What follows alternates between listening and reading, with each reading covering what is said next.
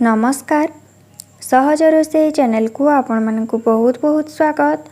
आज मु आपण मानकु पनीर रो गोटे सुंदर रेसिपीटे तैयारी करके देखैबी। तेबे चलंतु देखि नबा आज ही रेसिपी। मु एठारे 250 ग्राम नेछि पनीर, आधा कप नेछि दही, गोटे टमाटो, गोटे प्याज, 3 चम्मच बटर, अदा रसुण छिंचा गोटे चम्मच, गोटे चम्मच पनीर मसला पाउडर, गोटे चम्मच जीरा पाउडर, लूण, कस्तूरी मेथी गोटे चम्मच, 2 चम्मच बेसन, अल्प कटा धनिया पत्र, गोटे चम्मच धनिया पाउडर, गोटे चम्मच हल्दी पाउडर, गोटे चम्मच लंका पाउडर, गोटे चम्मच जीरा पाउडर, गोटा जीरा आधा चम्मच खंडे दालचीनी, गोटे लवंग और गोटे अलैच। प्रथमे आमे पनीर को मेरिनेट करिबा, सेतिपाई आमे अल्प लूण दबा, अल्प लंका पाउडर दबा, अल्प हल्दी पाउडर दबा।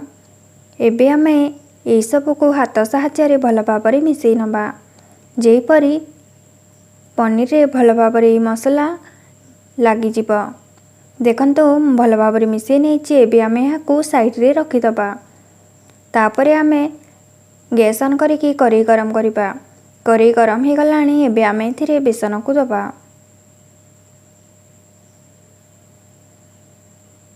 बेसन को एबे आमे लो फ्लेम रे अल्प समय भाजी नबा, 1.5 ରୁ 2 मिनिट। बेसन एठारे भाजी हो गलानी। एबे आमे याकू काढी नबा और कढ़ाई को सफा करि दबा।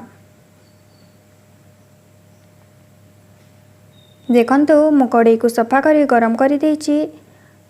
कढ़ाई गरम होला परे आमे गोटे चम्मच बटर दबा। बटर मेल्ट होला परे आमे पनीर को दबा। एबे आमे याकू मीडियम फ्लेम रे अल्प समय भाजी नबा। पनीर को गोल्डन ब्राउन करिबा आवश्यक नाही। पनीर को आमे ए मसला रो कोटिंग आसीबा पर्यंत 2 मिनिट भाजी नबा। पनीर को आपण माने पसंद अनुसार साइज रे काटी परिबे। पनीर एठारे भाजी हो गलानी। एबे आमे याकू काढी नबा।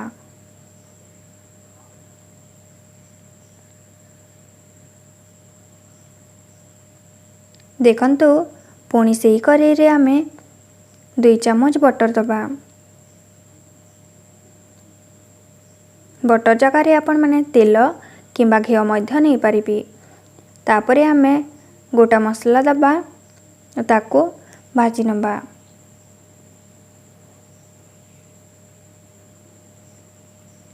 तापरे आमे एथिरे कटा प्याज को दबा। प्याज को एपरी छोट छोट करी काटिबे।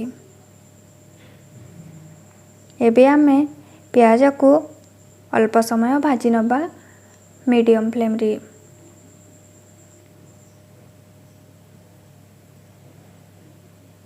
तापरे एथिरे छिंचा अदा रसुण दबा। याकू मध्य भल भाबरे मिसई नै अल्प समय भाजी नबा, जेपरी ए सबुर कंचा गंध पलैबो। तापरे आमे एथिरे जीरा पाउडर, लंका पाउडर, धनिया पाउडर और हल्दी पाउडर दे यही सब को भल भाबरे मिसई नबा और लो फ्लेम रे आमे किछि सेकेंड मसला को भाजी नबा।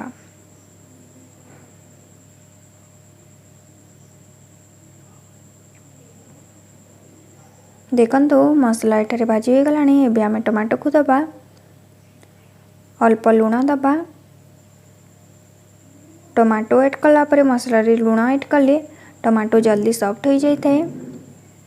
याकू भल भाबरे मिसई नबा।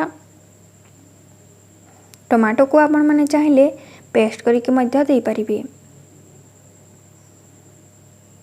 देखंतु मु भल भाबरे मिसई नेछि। एबे आमे याकू कवर करिके मीडियम हीट रे 3 मिनिट छाडी दबा।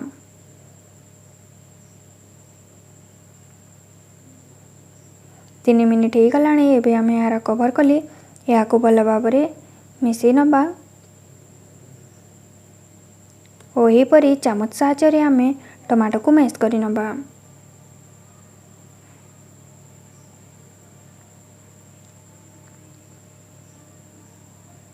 एबे आमे एथिरे भाजिकी रखिथिबा बेसन को दबा। बेसन को आमे मसला सहित भल भाबरे मिसेई नबा। बेसन को भल भाबरे मिसेइबे। तापरे आमे एथिरे दही ऐड करिबा। दही को ऐड करिबा पूर्वरु भल भाबरे फेंटी नियंतु और गैस रो फ्लेम को लो रे रखंतु, नहेले दही छिड़ी जिवो। एबे आमे याको भल भाबरे मिसेई नबा। दही देला परे एबे आमे मसला को किछि समय भाजिबा। देखंतु मसला एठारे भाजी होई गलानी। मसला एमिति कड़ाई रे न लागिले आपण माने जानिबे जे मसला भल भाबरे भाजी होई गलानी। एठारे मसला कड़ाई रे लागुनी। एबे आमे एथिरे आवश्यक अनुसार पानी ऐड करिबा। मु एठारे 1 कप पानी ऐड करूची। एबे आमे याको भल भाबरे मिसेई नबा। एबे आमे याको मीडियम फ्लेम रे फुटिबा पई छाड़ी दबा। देखंतु एठारे पानी फुटी आसिलानी। एबे आमे भाजिकी रखिथिबा पनीर को ऐड करिबा।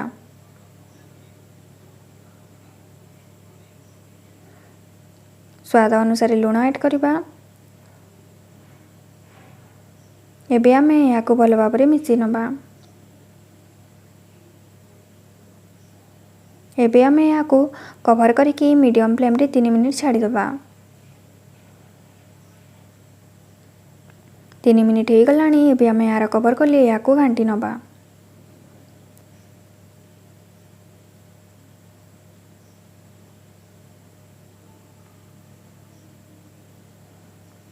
एबे आमे एथिरे पनीर मसला दबा। गरम मसला पाउडर दबा।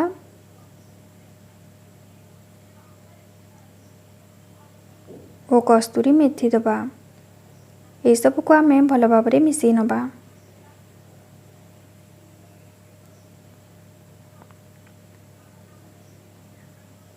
देखंतु मु एठारे भल भाबरे मिसेई नेछि। एबे आमे याको कवर करिके आ 1 मिनिट मीडियम फ्लेम रे कुक करिबा पई छाड़ी दबा। 1 मिनिट परे आमे यार कवर कले याको घांटी नबा।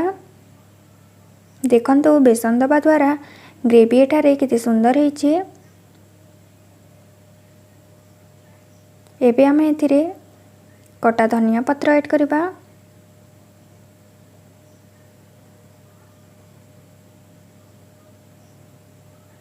एबे आमे याको भल भाबरे मिसेई नबा।